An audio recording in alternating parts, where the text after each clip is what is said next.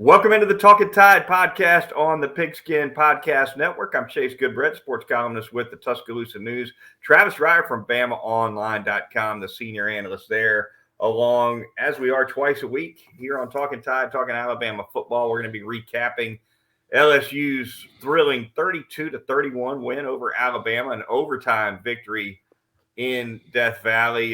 First, though, we are going to tell you where you can get Talkin Tide. Certainly Apple Podcasts and anywhere else you prefer to get your podcast. You can also catch us on YouTube and Facebook. So certainly looking forward to interacting with listeners and viewers alike. The Twitter feed, of course, is Talkin_Tide. If you'd like to get links to the Twitter to the podcast, you can do that right through that Twitter feed. Again, Twitter, it's Talkin_Tide. Discombobulated here, Travis. I'm just coming off the road. Just got back from Baton Rouge about an hour and a half ago as we record this on Sunday evening around 9 p.m. Central. The fallback hour was not of much help to me. Certainly not as of much. Not as helpful as I was expecting it to be. So anyway, did finally make it back in one piece. Want to thank our sponsors really quickly.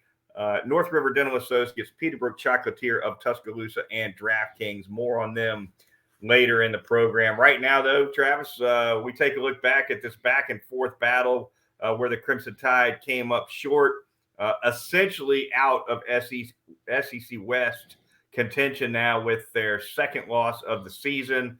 LSU in the driver's seat, Ole Miss in the passenger seat, and Alabama pretty much in the back seat. I think that pretty much sums it up, man. It sort of feels like old times for you and me, Goodbread. You know, our first year together on the beat back in 2007, the last time Alabama lost back-to-back road games happened in that season 15 years ago. And the loss in Baton Rouge on Saturday night, back-to-back road losses for the 2022 Alabama team. And so we talked about some of the first, I guess, for this team, and they're not exactly the kind that you would like, or the first since ... Yeah, for sure. A lot to get into with this one. We'll start as we usually do, I guess, on the offensive side of the ball. Travis, I'll start with this. I don't think Bryce Young was right physically. I didn't see his normal velocity, and he certainly didn't have his normal accuracy. This was his first career game under 50% as a passer. And look, the guy's smart. He makes great decisions. He's very elusive. He extends passing plays probably better than any quarterback at the college level that I can name. I mean, he might be the best I've ever seen at buying time in the pocket, but he was off, and he admitted it after the game.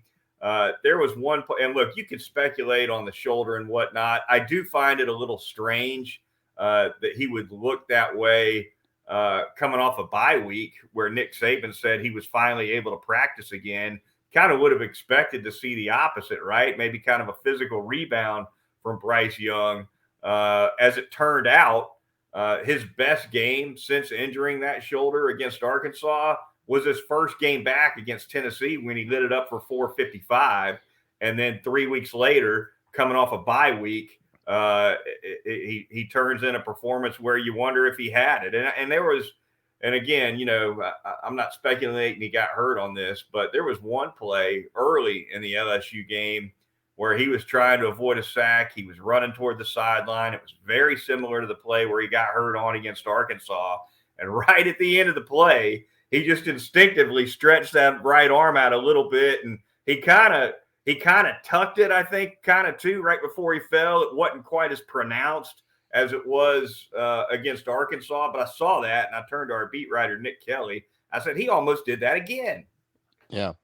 Yeah, I recall the play, and I think it was Harold Perkins Jr., the true freshman outside linebacker that was in pursuit on that play, similar to Drew Sanders for Arkansas on the play in Fayetteville. Absolutely. I know exactly the play you're talking about, and watching them on Saturday night, I agree. Just not the accuracy, not the velo, didn't really take shots down the field. And I just felt too that between he and his wide receivers specifically, there was a disconnect. It just didn't seem like they were on the same page, which goes back to what you said. Seems inexplicable considering that they were just coming off a bye week. So many things that you would think you could work out, even if Bryce is working on a pitch count in practice. There's still some things you can, talk through in the meeting rooms and go over and sort of sync up and get in a little better place from that perspective. But it felt like the one guy he had confidence in was Ja'Cory Brooks, and that showed up statistically because he targeted Ja'Cory 17 times. Otherwise, there just wasn't much cohesiveness between he and his wide receivers, the backs and the tight end, Cameron Latou, especially in the first half. That was about the extent of the passing game.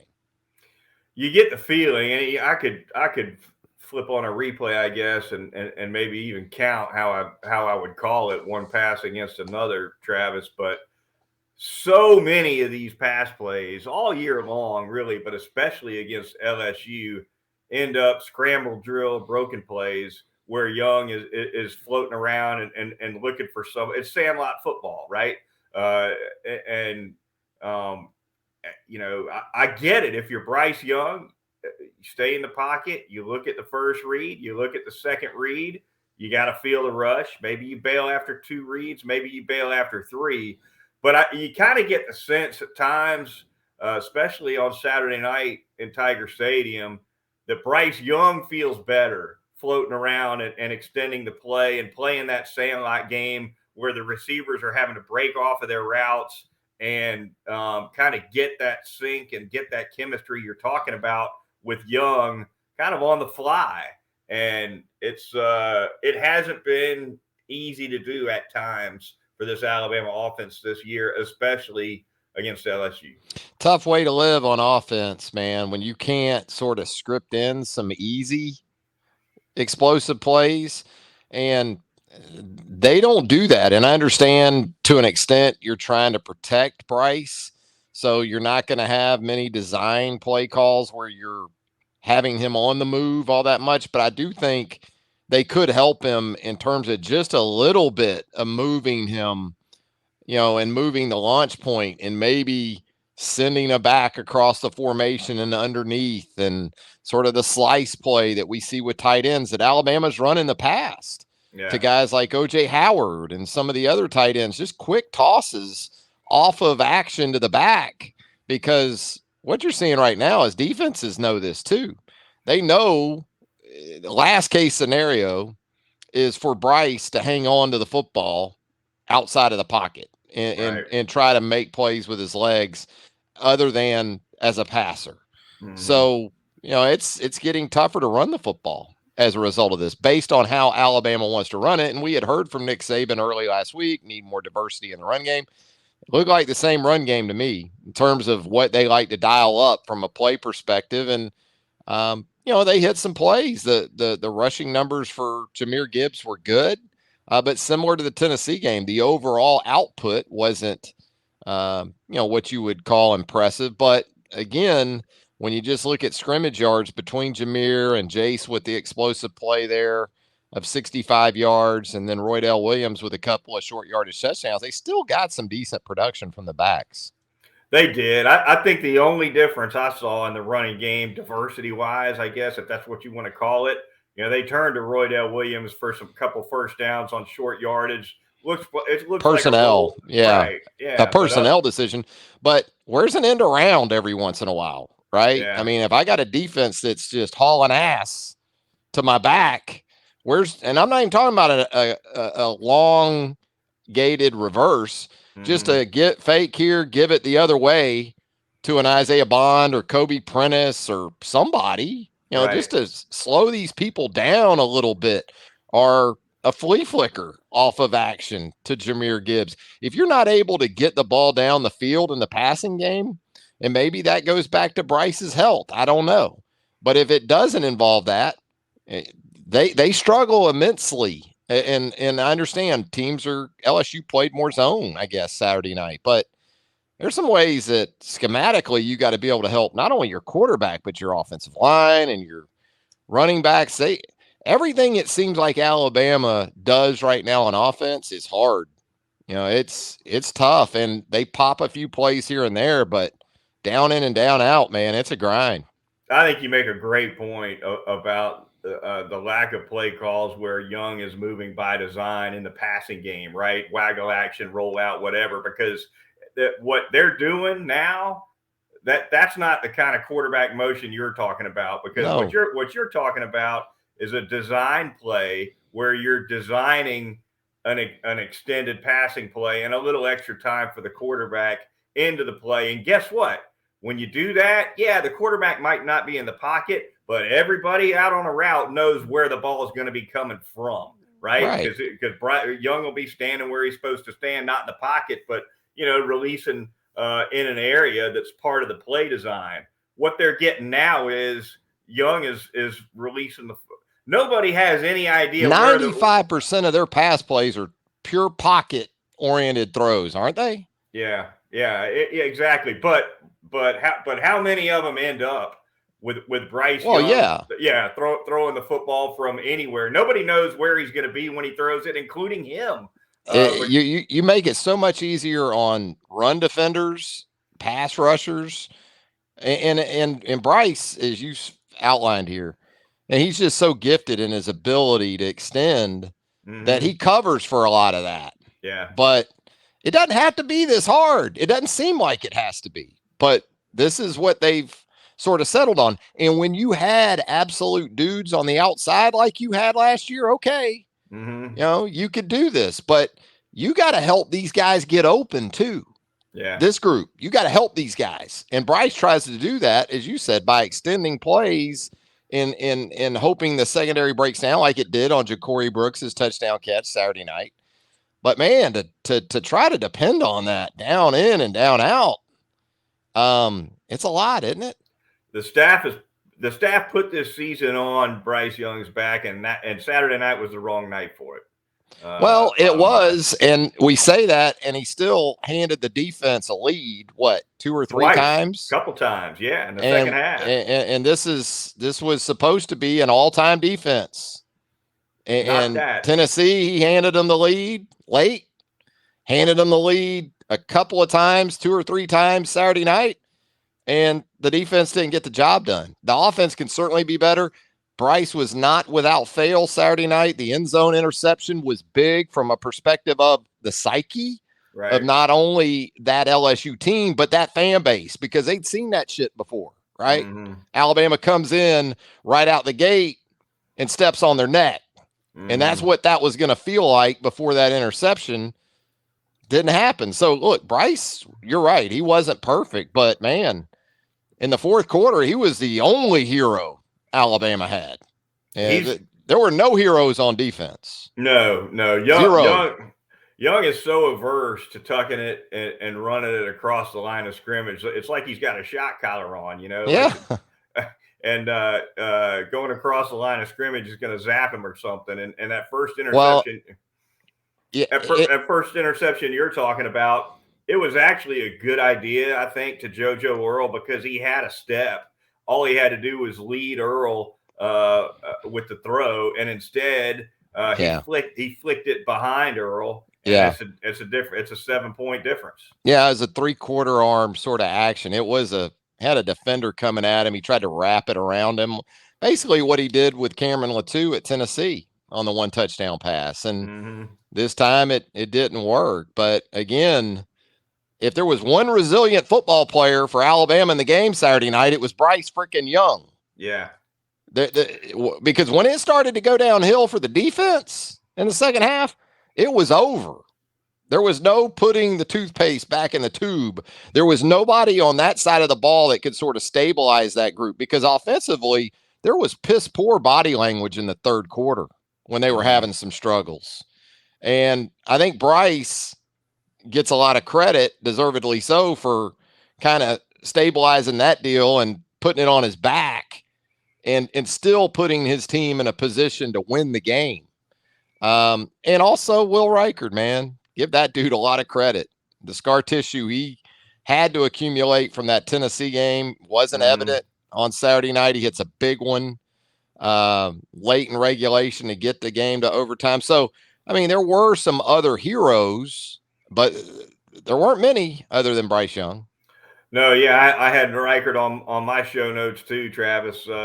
Which, of course, you and I don't have production meetings, so we're having one right now. What are you talking about? We just let it rip here on Talkin Tide. It's a better show that way for all involved. But yeah, Reichert could have been a big hero. The way the game turned out, what Reichert did was kind of forgotten, but big kicks for him in Baton Rouge. There's no doubt about it. And you know, I think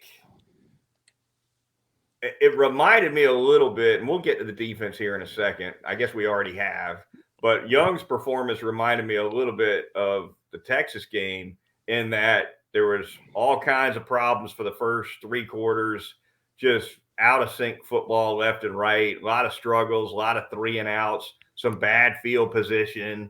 Some terrible field position for Alabama, especially against LSU. Had 3 drives that were from their own 10, and another one, 2 from their own 10 and 1 from their own 11 early in the game. Didn't even make a first down on any of those 3 drives, and didn't try to run the ball on any of those 3 possessions either. So they just kept punting the ball to midfield over and over, and it caught up with them.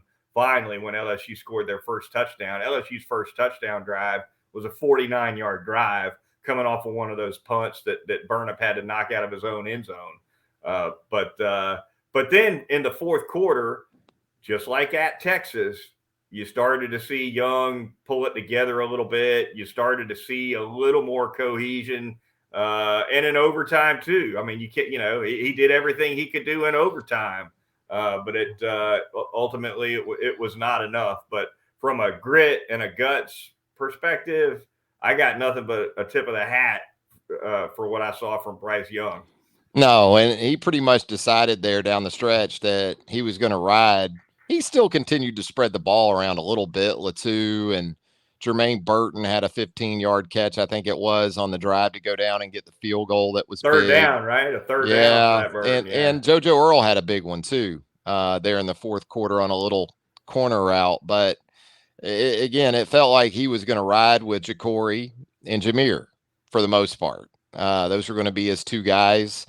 They combined for 15 receptions in the game. So there was a mix, but there was also, I thought, a clear delineation between who he was going to dial up and who were going to be very much secondary options. So, I thought the offensive line was okay. You look at the stats, just 2 sacks, 4 tackles for loss for LSU.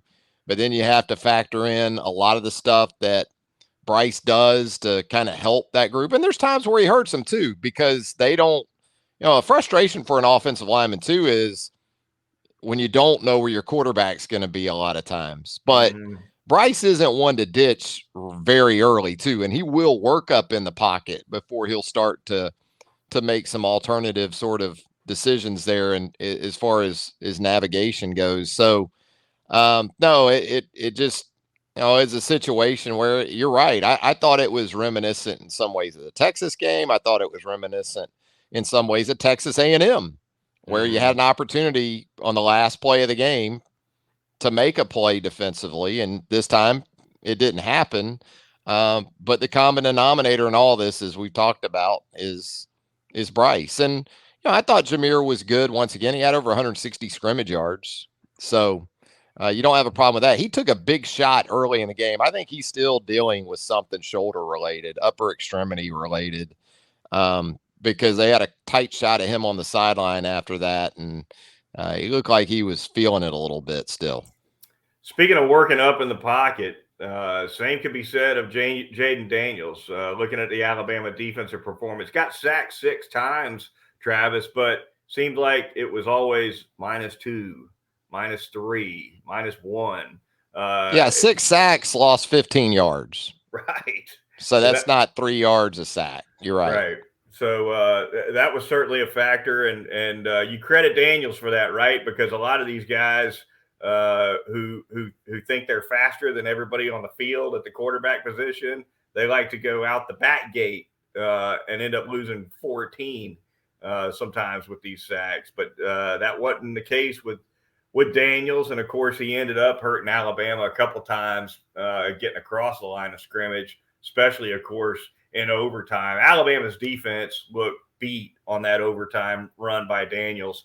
A couple missed tackles in there, a couple guys not where they're supposed to be, and it seemed like it took Alabama 10 minutes to score an overtime touchdown, and LSU scored one in 2 seconds. Yeah, one play, Jaden Daniels, and it's a play that Alabama talked about throughout the week because it was a bread and butter play in that offense with Jaden Daniels, kind of an RPO run pass option. And he gets a couple of blocks out on the corner. Alabama loses leverage on the edge with Dallas Turner. And just like that, it's down to the 2-point play. And so, look, Alabama returned a ton of experience this year on that side of the ball, returned what we thought was a ton of playmaking ability, but really, other than one guy for the duration of the season, and even by comparison to a year ago, Will Anderson, while still having a really good year, this isn't Will Anderson 2021, and you knew opponents were going to have something to do with that this time around. Right. They knew who he was last year. This year, they knew they weren't going to let him beat them. That's, I think, the difference. But there's so many other guys that have played a lot of football and have made some plays that really throughout this season haven't made a play. And, you had a true freshman tight end against what is believed to be one of the better safeties in college football in Jordan Battle on a couple of plays late in that game and in overtime Saturday night. And Mason Taylor got the job done for LSU. He certainly did. No turnovers created by the defense. None. Kind of the same old story there. Really, they don't even really get hands on the football. Whether it's, as we talked about earlier in the season, hands in passing lanes up front, defensive backs getting hands on footballs other than maybe Kool-Aid McKinstry. Eli Ricks wasn't tested in the first half, but in the second half, LSU got after him. Couple of PI penalties, including one in the end zone. Hell of a catch by Malik Neighbors on an explosive play down the Alabama sideline. So you give more credit to LSU than sort of detract from Eli on that. But they worked Kool-Aid more, it felt like, Chase, in the first half. But then they got around to Eli in the second. They did. Yeah. Everything as far as getting their hands on footballs, it's been a struggle. You don't see Alabama's defense this year taking rips at the ball for forced fumbles, I think, as aggressively as we've seen some Alabama defenses of the past as well. And same old story with penalties. And, of course, with penalties, we're not just talking defense. It's offense, too. But 9 special for 92 teams. Special teams. 9 for 92, too many, again, on the road. Unfortunately, that was actually Alabama's best penalty effort on the road this season, Travis. 9. Yeah, that seemed like a low number, but you're right. And again, kind of when the game was on the line, those pass interference penalties crop back up. And the only thing I can think at this point is that it goes back to a lack of poise. At the moment of truth in a big spot, you still got guys that are sort of panicky or not trusting their technique enough. And again, these are guys, for the most part, that have played a lot of football. These aren't like a year ago down the stretch when you had Kool-Aid and Kyrie out there. You kind of threw them in there, after you lost Jalen Armour-Davis and Josh Jobe. And it's really not Kool-Aid. I would go as far as to say at this point, Kool-Aid is pretty clearly Alabama's top defensive back. Now, Brian Branch would be in that discussion, even though Brian's had some penalty issues. And that's such a tough position he plays in today's game, that star position, because you have to be physical. You have to be able to play, kind of in the box in some situations. And then you end up getting matched up against a guy like Kayshon Boutte when he lines up in the slot. So maybe the most unenviable spot on defense in football right now is that slot corner position. That's the guy who needs an S on his chest as much as anybody on the defense in this Yep. day and age. Really, there's no doubt about it. All right, the Talkin Tide podcast. Moving on, we're going to thank a couple of sponsors on the show right now, really quickly. Going to start by telling you all about North River Dental Associates and that great service you get from Dr. Jack Smalley, the former Alabama linebacker, and his super staff of dental hygienists. North River Dental can handle porcelain veneers, cosmetic dentistry, pediatric dentistry, endodontics, laser dentistry, dentures, the always popular teeth whitening services. Great location right off of Watermelon Road at 1100 Fairfax Park. And they're going to get you in and out the door typically in under an hour for a routine cleaning. Also, currently doing Botox and Juvederm treatments to tighten up those facial features. Give them a call. The phone number is 752 3506, or you can go online and make an appointment at northriverdentist.com. It is North River Dental Associates. I'm going to tell you about Peterbrook Chocolatier out there at 1530 McFarland Boulevard North in the Indian Hills section of Tuscaloosa. Holiday season production is ramping up there at Peterbrook Chocolatier. So if you're in charge of that family get together, maybe you handle ordering for that corporate party that you're looking to facilitate. Peterbrook Chocolatier can still help you at 205-752-0211. And of course, if you stop by the shop right there at 1530 McFarland Boulevard North, still going to have all your traditional favorites, whether it's the chocolate popcorn, the hand-dipped caramel, chocolate-dipped apples, those daily dipped chocolate strawberries. They got it all waiting for you right now. It is Monday through Saturday, 10 to 8. Those are your hours at Peterbrook Chocolatier. So get by and check them out. Peterbrook Chocolatier, Tuscaloosa, 1530 McFarland Boulevard North.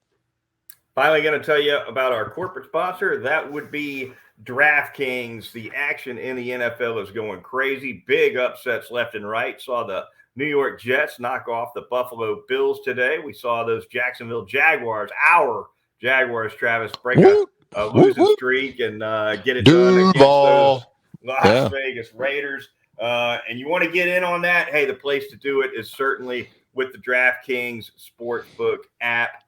Make every play feel exciting this season with the DraftKings Sportsbook, an official sports betting partner of the NFL. Some unbeatable offers right now. New customers can make any $5 bet and get $200 in free bets if your team wins. Check it out. In addition to the usual bets, everyone can boost their winnings with DraftKings stepped up same game parlays as well. So download the DraftKings Sportsbook app now. Use the promo code TPPN. That'll help us here at Talkin Tide. You'll get $200 in free bets if your team wins on just a $5 bet, only at the DraftKings Sportsbook. And again, that promo code is TPPN. Travis, we'll close it out talking SEC football. Got to start with that Georgia-Tennessee game. The Dogs, Travis, were never and have never been anything but the best team in this league from week one. And Alabama probably took a turn in some polling, I guess, at the top at the beginning of the season. Tennessee took a turn when they beat Alabama. But look, it's always been Georgia. It has. And really, it comes down to complementary football, right? All three phases of the game, how they sort of match up. Georgia being very, very solidified in who they are as a program, how they go about their business on offense, how that complements the defensive side of the ball, how their special teams complement both the offense and the defense. You got to give Kirby Smart and his staff a ton of credit with all the change, right? Alabama was supposed to be Georgia's defense from a year ago, when in reality, it looks like Georgia's defense this year is Georgia's defense from a year ago, with all those guys moving on to the NFL. And that goes back to Kirby and his staff. It's been sort of seamless how they've gone through that. And, you know, Kirby knows he's got the better players right now, and pretty much 98% of the matchups that team finds itself in. And I thought that's what they did defensively. They said, look, we got a war daddy like Jalen Carter up front. We're going to come up and challenge your receivers on the outside. And if you can't get pretty early separation, guy like Jalen Carter is going to get there. And, oh, by the way, I'm not going to sit back and let my safeties try to play in coverage against these guys like Jalen Hyatt. I'm going to bring them on occasion. So just a really good defensive plan, really good execution, and physicality, really, on both lines of scrimmage. Georgia was very impressive in terms of how they took care of business on the offensive and defensive lines. Bullied Tennessee. There's no Yeah. doubt about it. That game was No. not as close as 27-13 would Tennessee didn't wake indicate. up this morning feeling like it was a 14-point game. I trust you. Trust me No, on that. No. absolutely. That Georgia defense, Travis, that everybody was questioning whether or not they could reload from all those NFL draft picks they had. They've given up 8 touchdowns in 9 games. Yeah. So they're okay. So. Yeah, they're just fine. Yeah, they're all right. But they returned just enough defensively. Guys like Ringo at corner, Carter up front, some pieces in that front seven that had at least played a good bit were back. But it goes back to just the standard that we've often talked about in relation to Alabama. Now you're seeing that very much in play at Georgia. You got guys that are stepping forward on an annual basis that understand this is the level at which I must perform to have a role in this thing. And Kirby's got that thing rolling. No doubt about it. That is going to do it for us here on this edition of the Talkin Tide podcast. Be sure to join us Wednesday night. We'll be previewing Alabama's upcoming road contest at Ole Miss. And we look forward to do that with you on Wednesday night. So until then, for Travis Reier of BamaOnline.com, I'm Chase Goodbread of the Tuscaloosa News and Crimson Cover Television. We'll talk to you next time right here on Talkin Tide.